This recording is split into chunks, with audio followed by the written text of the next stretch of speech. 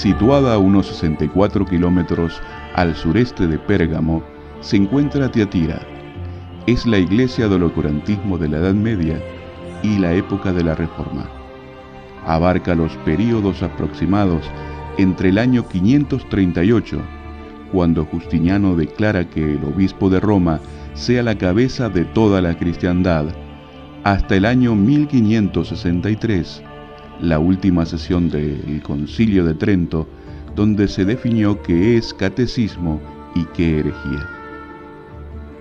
La ciudad se caracterizaba por la industria textil en los colores púrpura y carmesí, como los colores del clero romano. La ubicación de Tiatira la hacía de entre las 7 la ciudad más débil. Como protegía la entrada a un rico distrito comercial, debía ser defendida hasta el final. Esto hacía que los invasores la destruyeran salvajemente para luego ser reconstruida.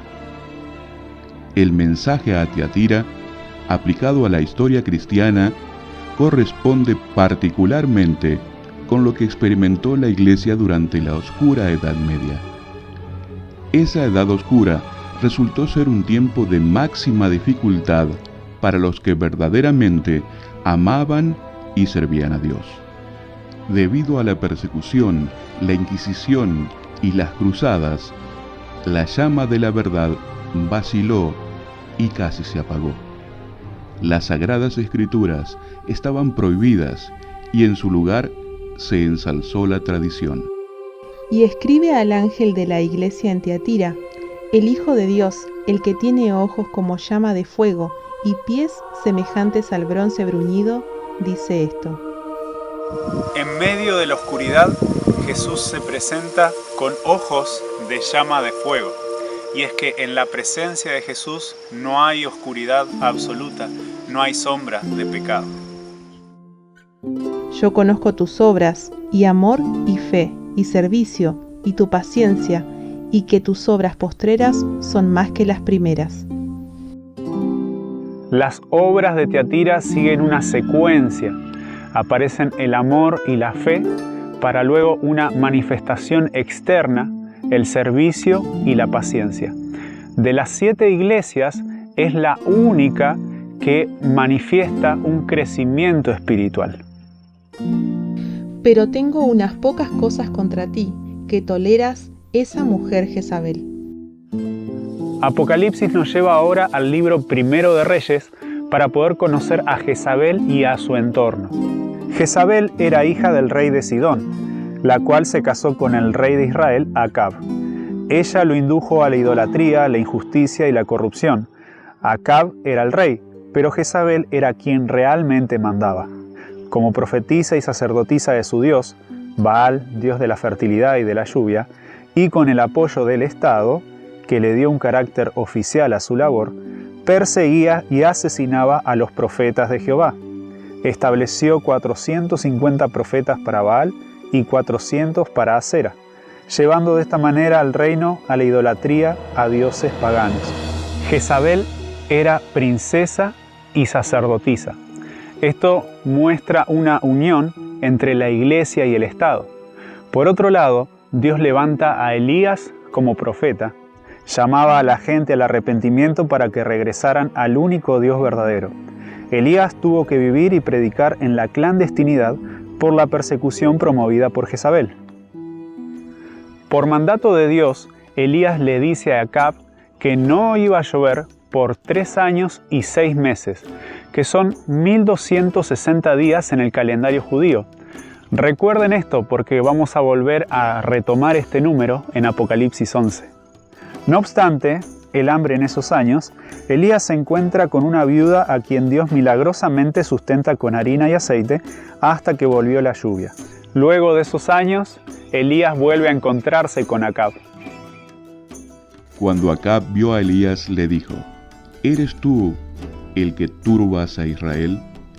Y él respondió: Yo no he turbado a Israel, sino tú y la casa de tu padre, dejando los mandamientos de Jehová y siguiendo a los Baales. En Primero de Reyes 18 encontramos la lucha final entre Jehová y Baal.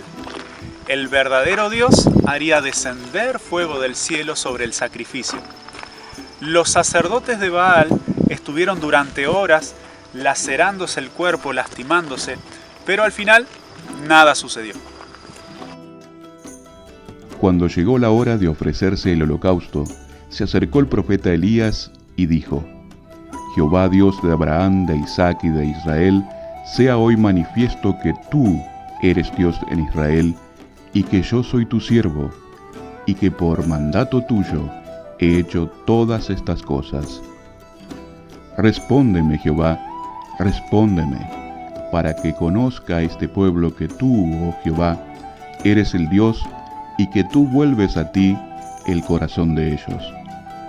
Entonces cayó fuego de Jehová, y consumió el holocausto, la leña, las piedras y el polvo, y aún lamió el agua que estaba en la zanja. Viéndolo todo el pueblo, se postraron y dijeron: Jehová es el Dios, Jehová es el Dios. Como resultado, los israelitas vuelven su corazón a Dios, comienzan a guardar sus mandamientos y la lluvia vuelve a caer sobre el país. ¿Toleras que esa mujer, Jezabel? Toleras también se traduce como permitir o dejar operar. Y es que en la iglesia de Tiatira no solamente estaba mal por el pecado que existía, sino también porque no se hacían esfuerzos decididos para reprimir el avance del mal. ¿Toleras que esa mujer Jezabel, que se dice profetiza, enseñe y seduzca a mis siervos a fornicar y a comer cosas sacrificadas a los ídolos? Una mujer casada seduciendo, ella utilizaba dos herramientas para lograr su objetivo: la educación y la seducción. Es que en esta época la iglesia utilizaba los colegios y las universidades para promover sus ideologías, pero también seducía a la gente, pobres o ricos, con la idea de que la salvación se podía comprar. Ahora, necesitamos hacer una comparación entre la Jezabel bíblica y la Tiatira profética. Jezabel era una mujer. Mujer representa a una iglesia. Jezabel, la sacerdotisa, se casa con el rey Acab. En la historia, la unión de la iglesia con el Estado. Jezabel mandaba a Acab. La iglesia católica mandaba a los reyes. Jezabel introdujo paganismo. La iglesia introduce la idolatría. Jezabel enseña. La iglesia estaba a cargo de la ciencia y la educación. Aparece Elías como reformador, aparecen los reformadores protestantes. Jezabel persigue a Elías. La iglesia persigue con la Inquisición. No llovería por 3 años y medio. La supremacía papal duraría por 1260 años. No escasea harina y aceite a la viuda. En secreto, la Biblia se enseña y obra el Espíritu Santo. Acab abandonó los mandamientos. Los reyes europeos menospreciaron los mandamientos. Jehová hace descender fuego del cielo. Se enciende la llama de la reforma y el deseo por el estudio bíblico. Y le he dado tiempo para que se arrepienta, pero no quiere arrepentirse de su fornicación. No quiere arrepentirse.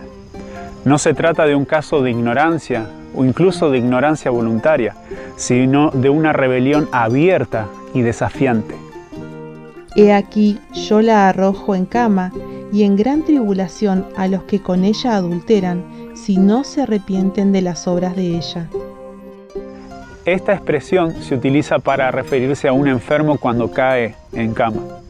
Por medio de los reformadores, Dios llama a la iglesia a arrepentirse. Ellos no querían separarse del catolicismo, tampoco querían formar nuevas iglesias. Ellos querían devolverle a la iglesia la pureza del Evangelio. Y por predicar el Evangelio, todos fueron excomulgados y la mayoría fueron muertos.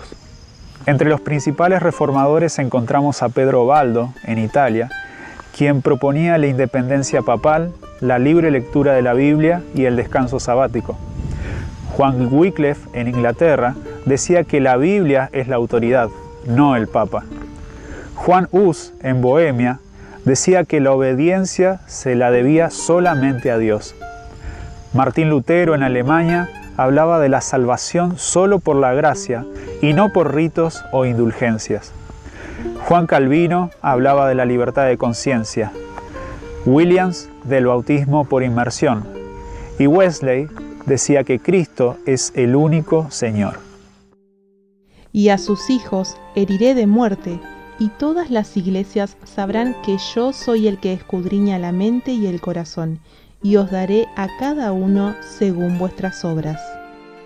Hace un comentario sobre los hijos. Si tiene hijos, entonces debe ser madre.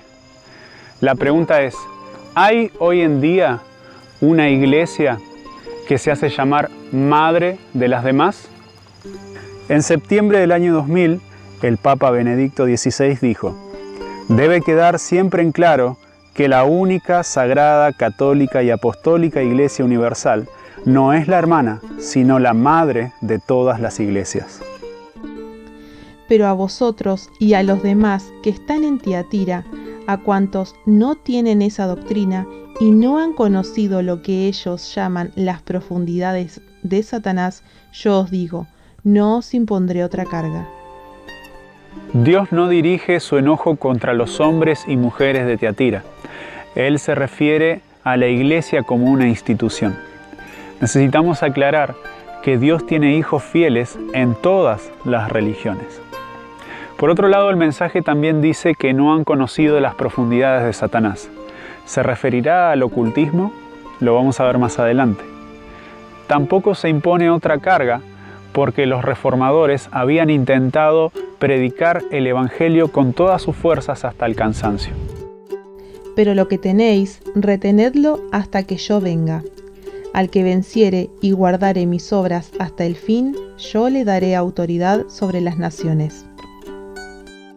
La salvación es por fe, pero el juicio es por obras. ¿Qué obras? Las que se mencionaron en el versículo 19. El amor, la fe, el servicio y la paciencia.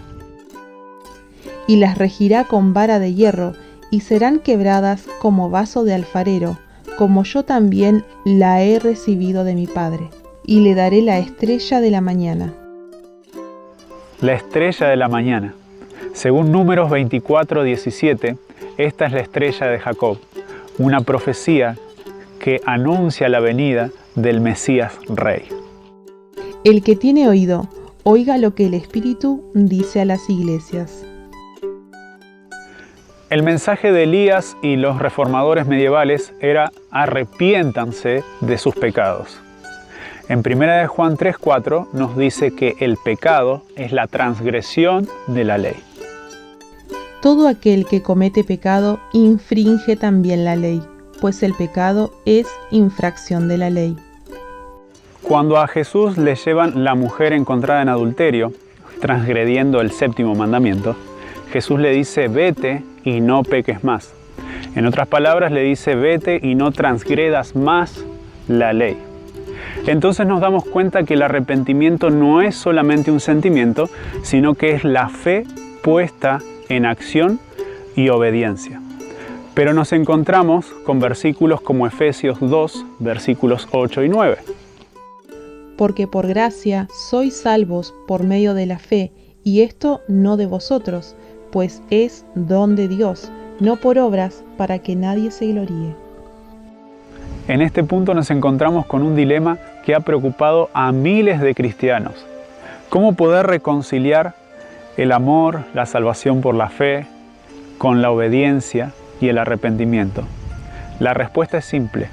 Todo esto es consecuencia de mi relación con Dios, pues nosotros no podemos salvarnos a nosotros mismos.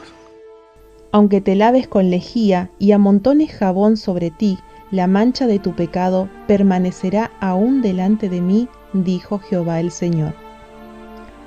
¿Mudará el etíope su piel y el leopardo sus manchas? Así también, ¿podréis vosotros hacer bien estando habituados a hacer el mal?